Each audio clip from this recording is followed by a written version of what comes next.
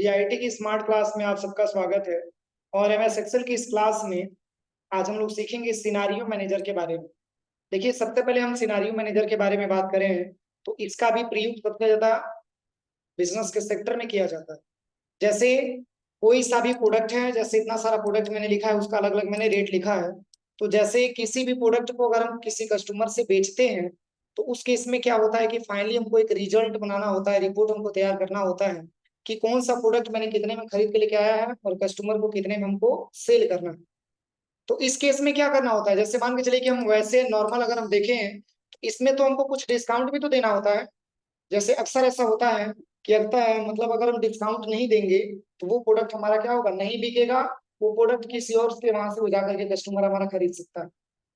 तो प्रत्येक प्रोडक्ट में हम क्या करते हैं, मतलब कितने रुपए में मैंने खरीदा है और मैक्सिमम कितने रुपए कस्टमर से हम बढ़ा करके बोलेंगे और मिनिमम कितने रुपए वो दे करके जाए।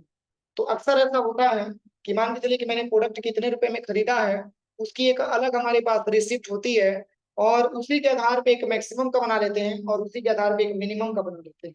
कि मतलब अगर मैक्सिमम जैसे मान के चलिए कि 700 रुपए का मैंने मेमोरी खरीदा है, तो कस्टमर से हम कितना पैसा बढ़ा करके बोलेंगे तो कस्टमर अगर हमको कुछ डिस्काउंट भी करके हम बेचते हैं तो भी मतलब कस्टमर है हमको कुछ प्रॉफिट दे करके जाए।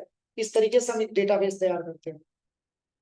तो जैसे मान के चलिए कि 700 रुपए का मैंने मेमोरी खरीदा है, तो कस्टमर से बढ़ा करके बोलेंगे कितना रुपए, 800 रुपए। अगर हम उससे 750 रुपया लेते हैं तब भी प्रॉफिट हमारा हो गया कितना रुपया, 50 रुपया। चूंकि 700 रुपये में मैंने खरीदा था, कस्टमर से मैंने दाम बढ़ा करके बोला 800 रुपया और कस्टमर ने कहा कि नहीं कुछ डिस्काउंट करिए, तो मैंने 50 रुपया डिस्काउंट कर दिया, फिर भी वो प्रोडक्ट मैंने 750 में बेचा, तब भी हमको 50 रुपया शुद्ध प्रॉफिट हो सकता है। समझ में आ रहा है ना। तो इसके लिए जो है हमको आसानी तरीके से इस वैल्यू को निकाल करके देखना होता है कि मैंने कितने रुपए में खरीदा था और प्लस कितने रुपए में मैंने बेचा। इस वैल्यू को जांचने के लिए सिनारियो मैनेजर का प्रयोग हम लोग करते हैं, क्योंकि जब तक हम कस्टमर को डिस्काउंट नहीं देंगे तब तक कस्टमर हमारे वहां से प्रोडक्ट नहीं खरीदेंगे। और डिस्काउंट ऐसा है, लेना सब कोई चाहता है लेकिन देना कोई नहीं चाहता। हम कोई भी सामान खरीदने जाते हैं तो ये जरूर पूछते हैं कि इसमें डिस्काउंट क्या रुपए का है। तो अगर डिस्काउंट वो बताता है तब जाकर के हम क्या करते हैं, सामान को खरीदते हैं। अगर नहीं डिस्काउंट बताता है तो हम अपने हिसाब से वो चाहते हैं, दबाव करते हैं कि कम से कम कुछ ना कुछ डिस्काउंट हमारे ऊपर कर दो, ताकि हमको ये पता चल सके कि हमने जो है कितने रुपए में प्रोडक्ट लिया, कुछ हमको कितना प्रॉफिट हुआ। तो इसके लिए सिनारियो मैनेजर का हम इस्तेमाल करते हैं कि जैसे मान के चलिए कि कोई ऐसा दुकानदार है जो मेमोरी खरीदा 700 रुपए का, डेल कंपनी लैपटॉप खरीदा 12,000 रुपए का, एचपी लैपटॉप खरीदा 13,500 रुपए का। एक ऐसा दुकानदार है जो इतने रुपए का सामान को परचेज किया होगा। अब वो अपनी दुकान में वो क्या करना चाहता है, बेचना चाहता है सब सारे प्रोडक्ट को रख करके। तो पहले तो ये आप देखिएगा, तो रेट अगर देखा जाए तो जो रेट से हम वो खरीदता है उस रेट से किसी कस्टमर को नहीं बेचता है, जरूर उसमें कुछ प्रॉफिट लेकर के ही बेचता है। क्योंकि जब तक वो प्रॉफिट नहीं लेगा तब तक उसको मान के चले कि उसका भाड़ा लगा होगा, उसका और भी रेंट वगैरह होगा, तो ये सारा पैसा बियर कैसे करेगा। इसलिए कुछ पैसा वो क्या करता है, बढ़ा करके कस्टमर से बोलता है और उसी पैसे में कुछ डिस्काउंट दे देता है और कस्टमर उसको बढ़ा करके पैसा दे देते हैं, सब तो कुछ इसके लिए लाभ हो। तो इसके लिए सबसे पहले तो हम ये बना लेंगे प्रोडक्ट और रेट, और ये लास्ट में हम बता देंगे कि टोटल कै रुपए का प्रोडक्ट खरीदा गया। तो टोटल प्रोडक्ट खरीदा गया 56,500 रुपए का। अब इसमें करना क्या है, देखिए इसमें सबसे पहले इस पूरे डेटा को हम एक साथ क्या कर लेंगे, सिलेक्शन कर लेंगे। सिलेक्शन करने के बाद इसके बाद से हम चले आएंगे सबसे पहले डाटा टैब में, और यहाँ से वाट एनालिसिस में, और यहाँ से सिनारियो मैनेजर का ऑप्शन आपको मिल जाएगा। इसमें सबसे पहले ऐड पे क्लिक करेंगे। ऐड किसको करना है, तो मैक्सिमम को करना है, यहाँ पे लिख लेंगे मैक्स। अब यहाँ से ओके करेंगे।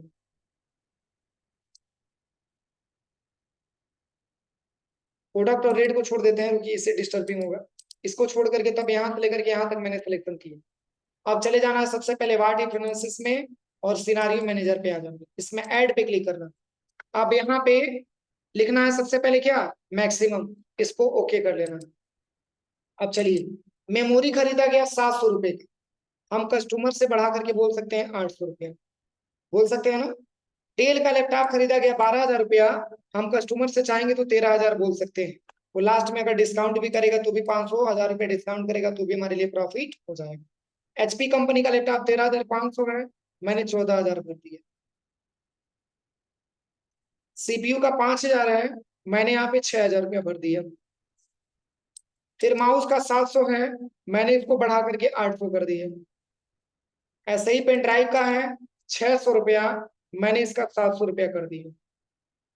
ऐसे ही मोबाइल का है 10,000 रुपया, इसका मैंने 12,000 रुपया कर दिया। फिर ऐसे ही प्रिंटर का है 14,000 रुपया, इस 14,000 को हटा करके मैंने भर दिया 15,000 रुपया। बस ओके कर देना। मैंने क्या ऐड किया, मैक्सिमम। ये तो मान के चलिए कि हमारा ओरिजिनल रेट है ना, इस रेट पे तो हम किसी को प्रोडक्ट बेचेंगे नहीं, क्योंकि इस रेट पे बेचेंगे तो हमको कुछ प्रॉफिट नहीं हो पाएगा। तो मैक्सिमम मतलब बढ़ा करके कितना कस्टमर से लेना। अब चलिए, अब पुनः यहाँ पे ऐड पे क्लिक करना है। एक तो मैंने मैक्सिमम का सेट कर लिया, दूसरा लिखना है किसका, मिनिमम का। ओके कर लेना। अगर प्राइस मैंने 700 रखा था तो बढ़ा करके मैंने 800 किया था ना, तो कस्टमर से हम चाहेंगे तो 750 रुपया ले सकते हैं। बोलेंगे कि चलिए 50 रुपया कम आप दे दीजिए, तो भी 750 रुपया दे के जाएगा, तो कुल 50 रुपये का हमको फायदा होगा, 50 रुपये का प्रॉफिट होगा। डेल कंपनी का लैपटॉप है, इसका रेट मैंने कितना रखा था, 13,000 रखा था। मैंने चाहूंगा तो 12,500 कस्टमर से ले सकते हैं, फिर भी 500 रुपये का उसको फायदा हो जाएगा। फिर एचपी कंपनी का लैपटॉप 13,500 है, 14,000 हम इसको बोल सकते हैं। मैक्स में 14 था, तब यहाँ पे 13,500 है ना, तो 13,700 कर लेते हैं, सही है। चलिए सीपीयू 5,000 का है और 6,000 मैंने दिया था, 13,700। 5,000 का सीपीयू था, मैंने बढ़ा करके 6,000 रखा था, इसको मैंने ले लिया 5500, सही है। अब देखिए माउस का मैंने रेट कितना रखा था, 800, इसका 750 ले सकते हैं। पेन ड्राइव, पेन ड्राइव कितना था, 700 था, 650। मोबाइल का कितना है, 12,000 मैंने रखा था कि 11,000, 12,000, इसका हम चाहेंगे तो 10,500 ले सकते हैं, क्योंकि बड़ा है ना प्रोडक्ट, इसमें ज्यादा डिस्काउंट देना पड़ता है। प्रिंटर है 14,000 का है, और मैंने इतना बढ़ा करके कितना रखा था, 15 रखा था ना, 14,500। ओके कर दीजिए। एक मैंने निकाल लिया मिनिमम और एक मैंने निकाल लिया मैक्सिमम, और बस क्या करना है, इसका समरी पे आपको क्लिक करना है। और जैसे ही समरी पे क्लिक करेंगे और यहाँ से ओके करेंगे, तो ये हमको इस तरीके से डेटाबेस बता दे। देखिए कैसे बता रहे हैं। मेमोरी का जो करेंट रेट था वो आपका 700 रुपया था, बढ़ा करके आपने बोला 800 रुपया, कस्टमर ने क्या पैसा दिया, 750 रुपया दिया। डेल कंपनी का लैपटॉप था, आपने 12,000 रुपया कंपनी का आपका रेट था, आपने बढ़ा करके बोला 13,000 रुपया, फिर भी फिर भी कस्टमर ने दिया 12,500 रुपया, यानी कि इसमें भी आपको 500 रुपये की प्रॉफिट हुई। इसी तरीके से देखिए एचपी कंपनी का लैपटॉप है 13,500 रुपये का, आपने बढ़ा करके बोला 14,000 रुपये का, और आपको मिल गया 13,700 रुपया, फिर भी प्रॉफिट हो। क्योंकि जब तक प्रॉफिट नहीं होगा तब तक हमको बिजनेस करने का कोई मतलब नहीं। इसलिए आपने अगर जितना में आपने प्रोडक्ट खरीदा है, क्या उतना ही में अगर आप प्रोडक्ट सेल करेंगे तो कुछ आपको प्रॉफिट मिल पाएगा, कुछ नहीं मिल पाएगा। इसलिए कस्टमर से जब बढ़ा करके हम बोलते हैं तो कस्टमर हमको कुछ डिस्काउंट भी हम कस्टमर को दे देते हैं, फिर भी कुछ ना कुछ प्रॉफिट हमको प्राप्त हो जाता है। यही आज की क्लास में जाना, ठीक है। यही आपका सिनारियो मैनेजर का फॉर्मूला।